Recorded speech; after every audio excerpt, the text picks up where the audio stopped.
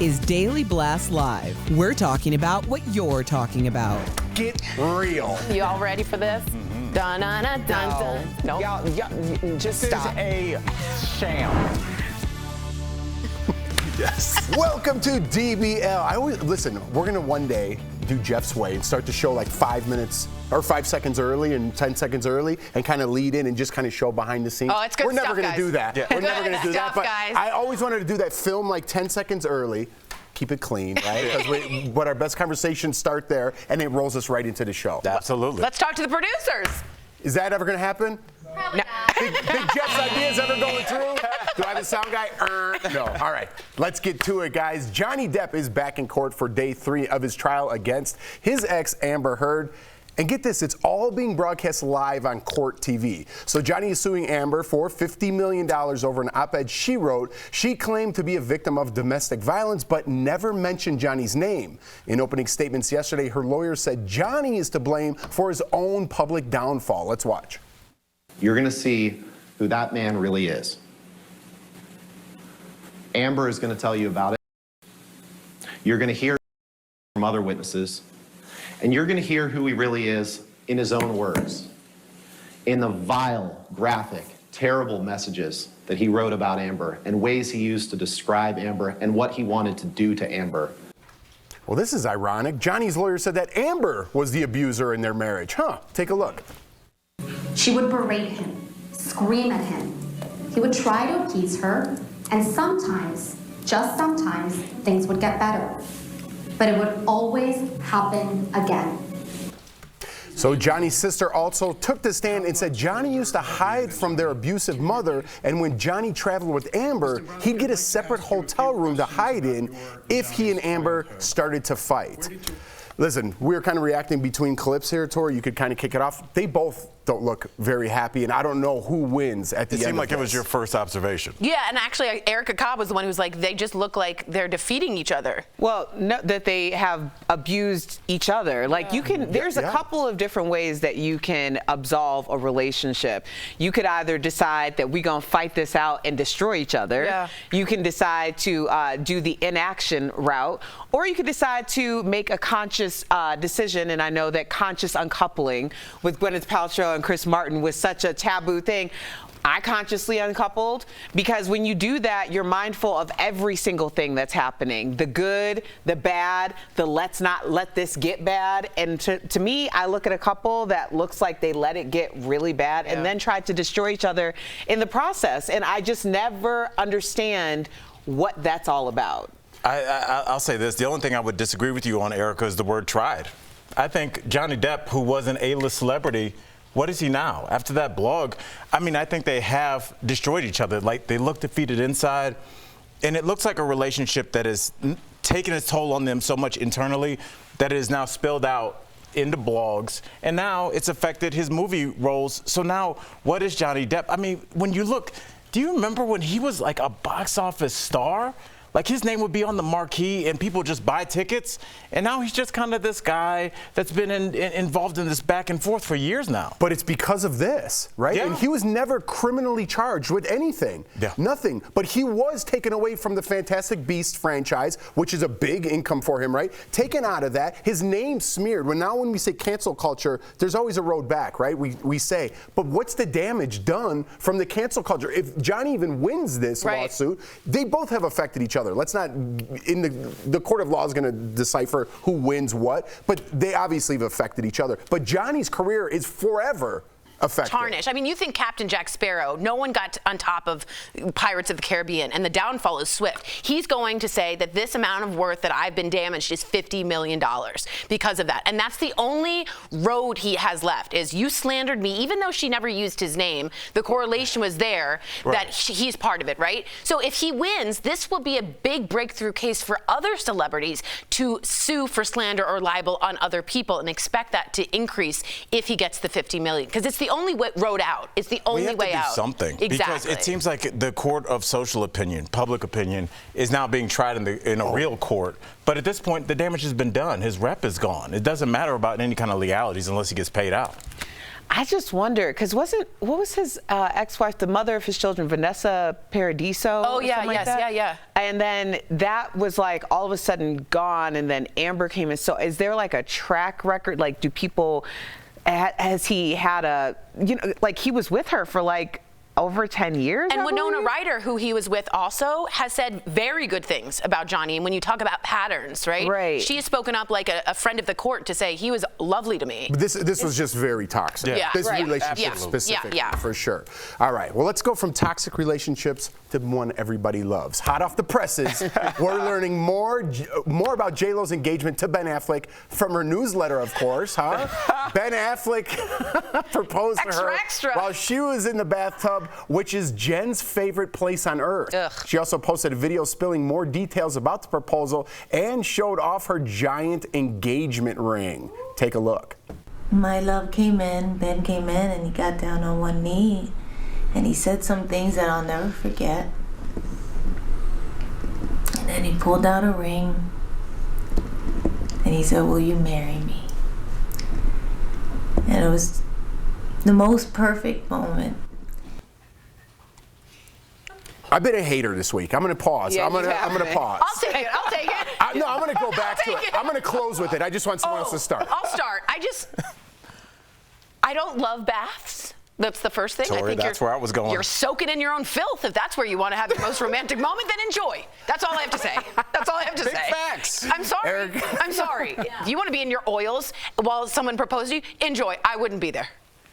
Erica, what do you want to lighten this up? The bitterness on this panel is like exhausting sometimes. It's I'm gonna be disgusting. so honest. I'm gonna be so honest. This is the reason why I push back on y'all. It's not because of like some moral high ground. It's nothing like that. I'm just a big energy person, and I don't hate on things that I wouldn't mind having. I would love a moment to use. I have a bathtub. It barely gets any love. I literally did a photo shoot. I spent more time in that bathtub in that photo shoot than I have in the 3 years that I've lived in that place. Because you're making our point that baths are weird. Thank No, you. they're not weird. Thank They're you. not weird. I don't hate on things. That's like people who are like, I don't like private jets because the small plane just makes me uncomfortable. Lady, listen, okay?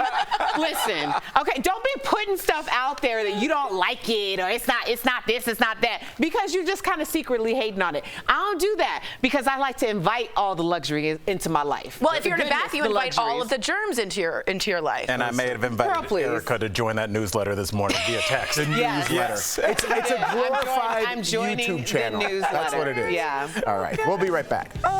Y'all blocking blessings. Poshmark. This April, connect with Al, Lindsay, Erica, Jeff, and Tori. This is going to be a good one. Real conversations are on DBL. I tried to contain myself. I wanted to scream it out loud. DBL, all new every day. Because I feel like JLo's going to, I have a lot to say, but I'm going to save it because I feel like JLo's going to be one of those revolving stories now. You know, Kardashians, JLo, Will Smith, Kardashians, JLo, Will Smith, like rotating. You're going to save it, like not say it on the noon or save it for the news? I'm going to save some for the noon, but Okay. I can't just regurgitate all my hate at once. I feel I have you. to sprinkle the hate. All right, marinate. Can I ask you? A little kaleidoscope of hate. Let me ask you guys a serious question. Do you think because of this was a blog in which his name was not used? I'm going back to Op-ed, Johnny. yeah. Okay. With the Johnny Depp. Do you think there's going to be some kind of legislation written where you can't do that? So that's his lawyer.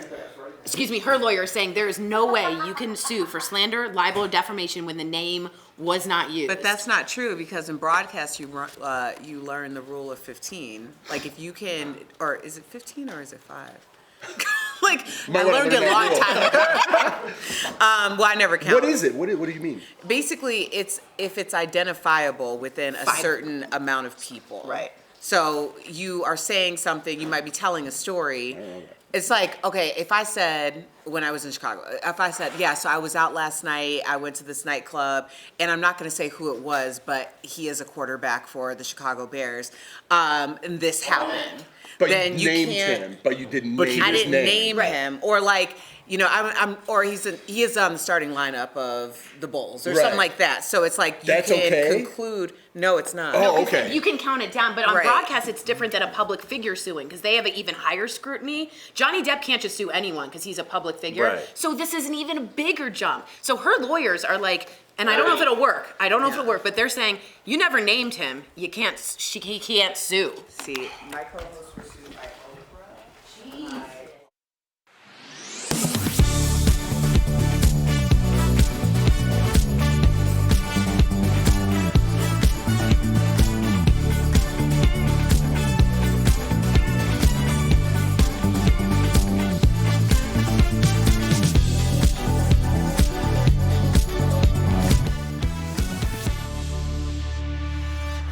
Welcome back. Have you ever left a random item in the aisle of a store? I feel like this story's for you, Tori.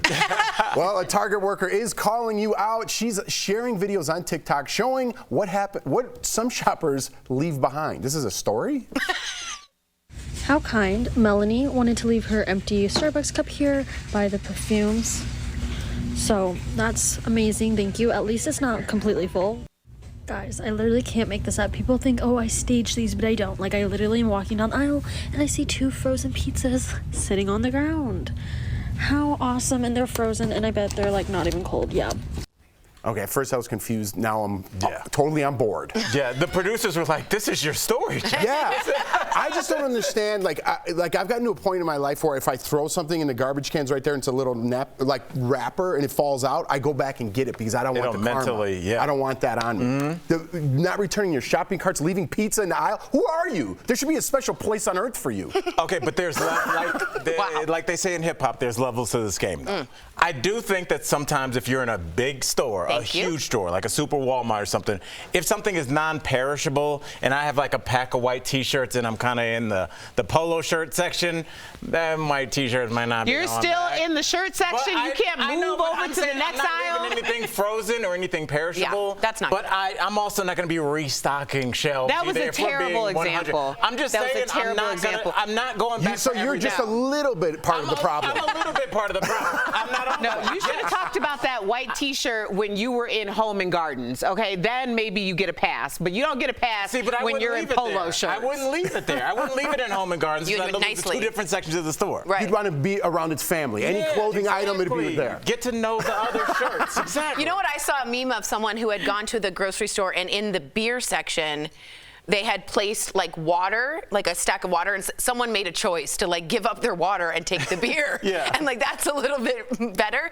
But yeah, I think I see coffee cups like everywhere. Yeah. Cause Starbucks, because you put it down to tries and then you just leave it. No, you don't. No, right? No, you don't. What an awful thing to say. But thank you for telling on yourself. That was finished.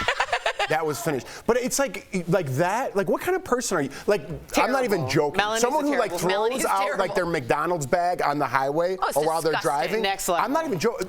Attempted murder charge. Okay, I mean, okay. but Let's you know, take it down. Okay, fine. That's a little extreme, but along those lines, same universe. I don't think like I'm, some of the young folks here, they don't understand that there was a period of time. Yeah. I remember Just like littered. almost kind of like pre-seat belts where like I would be with family members and they're throwing stuff out of the window in like 1983. Yes. And I was like, People what just is littered. happening? Yes. Like it's a different world. It really is. I People don't think just- people realize No. like how different it is. And Anchorman, when he throws that burrito, that's because people just littered back then in the 70s. It's crazy what they've done. But now that we know better, we do better. Right. So whoever keeps leaving their can of beer in my planter, it's like, yo, Maybe they're coming back for it. The can of beer in the Okay, planter. keep it- I am going to start. I'm going to start coming. I'm start jumping out of the bushes.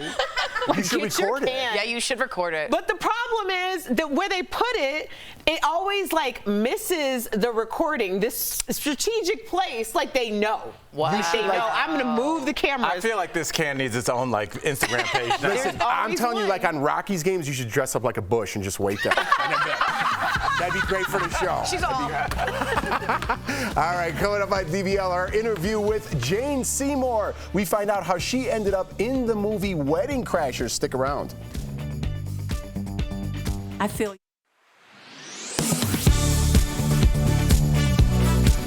Diamond sales soared during the pandemic, according to diamond company De Beers. To help save on some costs, shoppers are turning to synthetic or lab-grown diamonds to save money compared to natural diamonds. Verified viewer Mary emailed us to ask, is there any way to tell the difference between synthetic and natural diamonds? So, let's verify.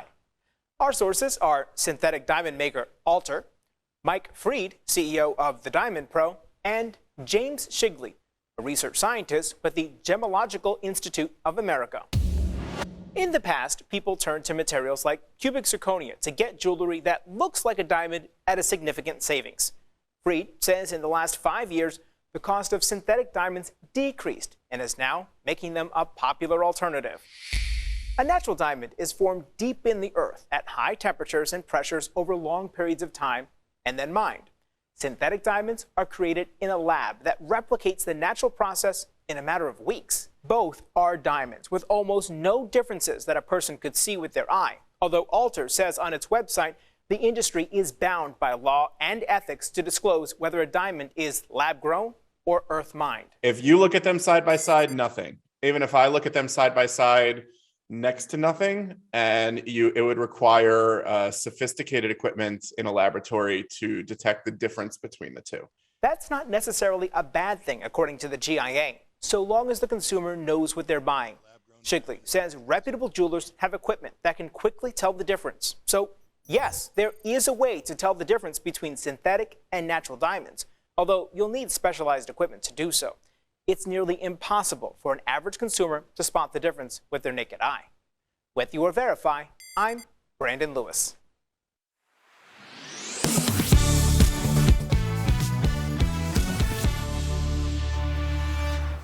She has won an Emmy and 2 Golden Globes at 71 years young. She's a woman who refuses to retire. Earlier, we spoke with Jane Seymour. Jane, you look fantastic. You turned 71 in February, and let's be honest, you are ageless. How do you continue to look so beautiful and just present yourself with just such positive white energy? Is that too metaphysical? Wow. That's going to be cut up and put on certain websites. Oh, yeah, we don't, okay. Yeah, I mean positive energy. Positive. You know, I think we have good skin. You have good health. I grow all my own vegetables organically. I eat eggs from my little baby chickens that are in my garden. I work out. I do Pilates, gyrotonics. Dang. There I am. Gyrotonics. I know I should never post that video. Oh, that was when I went to the Oscars. Wow. Not the Oscars, the Elton party. I think I'm very involved with life. You know, every day I get up and there's something I feel I can do to make a difference. You've been very open about not getting plastic surgery, and recently there was some shade thrown at you from Joan Collins, who said you aren't the only one to avoid the knife. What are your thoughts on what she said? Are you guys in now a huge fight? Talk to me. No, I mean, first of all, I apologize, officially to anyone out there that feels that I have said something wrong. What happens is when you're doing a lot of shows where you're playing 85, which I have been, or 70 or whatever, and they are trying to add wrinkles to you, that's the only reason that the question ever came about. And Joan Collins is a natural beauty. It always has been. And I'm sorry, I really don't want to hurt anyone's feelings or say that I'm anything better than anyone else, because I'm not. I just choose. I have nothing wrong with plastic surgery. I just have chosen for myself to allow the wrinkles to be there because I'm using them. They're very handy. I mean, I tried to get plastic surgery. They turned me away. You're too gorgeous. Too beautiful. Oh, you know what? So I'll make it clear. I did do wedding questions. I heard you talking about that. And when somebody asked me, have you ever had, your boobs done? I went, yeah, I did. Well, you've got to tell the truth. So I have never denied that, and I think I had bulgy eyes. So I had that done, 30 something years ago. So I've always been pretty honest about all this stuff. We appreciate that. I love that. Yeah. I love being honest. So speaking of Wedding Crashers, it's one of my favorite movies. Whenever I need a good laugh, I put that on. And your role is so underrated. You're fantastic in that movie. We were just doing your parts between, I don't know if they're appropriate for television, but we were doing them around the studio.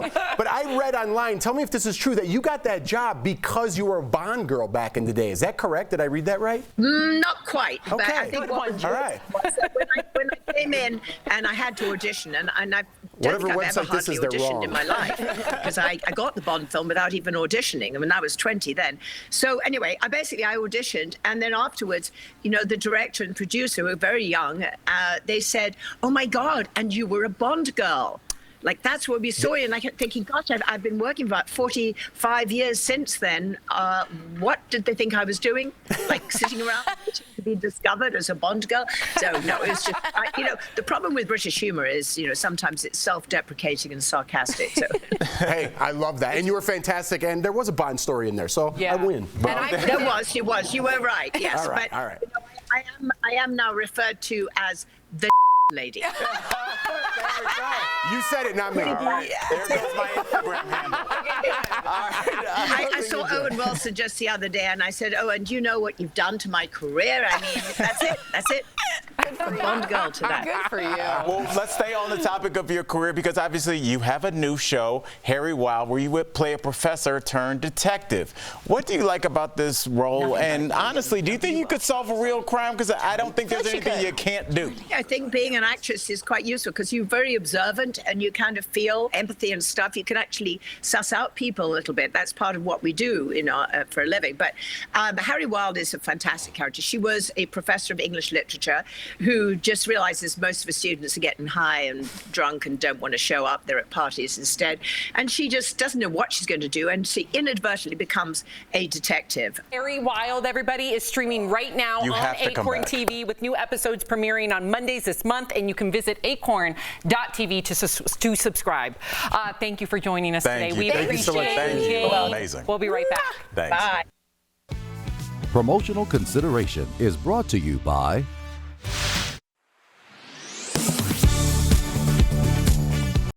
2021 was the first pandemic, and we're getting a lot of questions about tax write-offs. First is about the cost of masks and other personal protective equipment that health officials in some states still require. So let's verify. Is PPE tax deductible? Our sources are the Internal Revenue Service and accounting firm Cherry Bekaert LLP. Taxpayers have historically received a deduction for medical expenses. These are things like doctor's visits or medication that aren't covered by health insurance. The IRS says that also includes PPE like masks, gloves, and hand sanitizer. So we can verify PPE is tax deductible, but Cherry Bekaert says there's a catch. Existing IRS rules require medical expenses exceed 7.5% of your adjusted gross income to qualify, so the deduction won't apply to everyone. Some people have been stocking up on PPE as they get ready to return to the office, but many are still working from home. We've received some questions about whether you can write off some of the expense of having a home office. So let's verify. Can employees write off a home office? Our sources are the IRS and accounting firm Maxwell, Locke & Ritter. The government used to allow everyone to take a home office deduction if they have the setup. That changed in 2017 when Congress passed the Tax Cuts and Jobs Act. It was intended to simplify the process of doing taxes, and that meant limiting, among other things, who can take the home office deduction. The IRS warns only self-employed people, independent contractors, and people working in the gig economy now qualify. Basically, Maxwell, Locke & Ritter explains, if you get a W-2, then you don't get the deduction. So it's false that employees can write off a home office on their taxes, although self-employed people or contractors still can. With your Verify, I'm Brandon Lewis. Food shortages are coming. The president insists, quote, it's going to be real. So is the conflict overseas causing a food shortage in the U.S.? Our sources are the National Grocers Association, the U.S. Food and Drug Administration, and Marty Parker, a supply chain expert at the University of Georgia. The National Grocers Association tells us there are many the occasional shortage of some and during the pandemic. Some of these reasons include labor shortages and a lack of truck drivers. The association says while there is plenty of food in the supply chain, those sporadic pandemic-related disruptions will continue.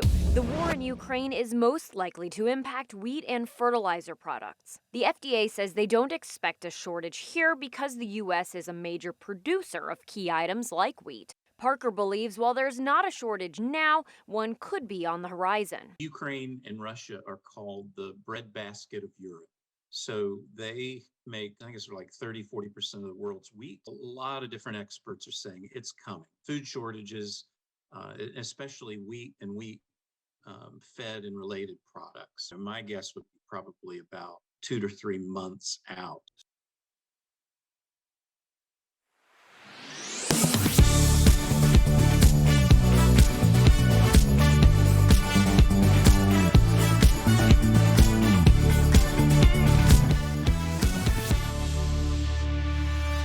Here's a reminder, Mother's Day is less than a month away, and we've got some beautiful jewelry for those lovely ladies in your life. Check it out.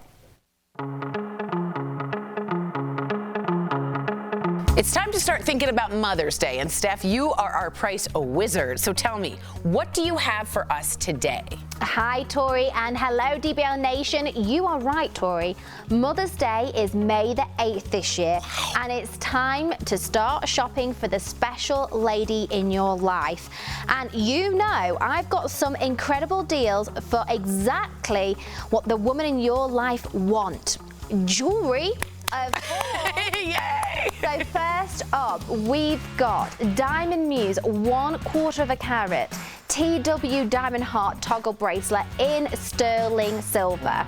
So this deal includes one bracelet. Look at this. Oh, I like that. So beautiful. So you can wear your heart on your sleeve quite literally with this stunning piece from Diamond Muse. So this bracelet features 1/4 carat of round diamonds. Wow.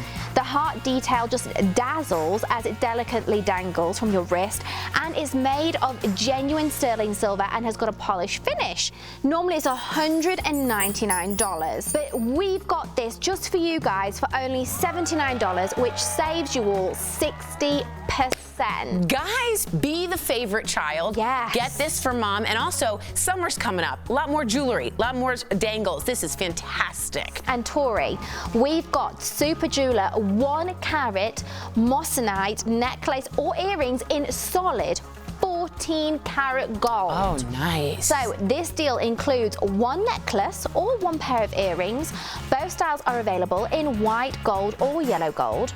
And you may have seen a lot of talk about moissanite stones, but what are they really? Well, I can tell you that these gems look remarkably similar to diamonds.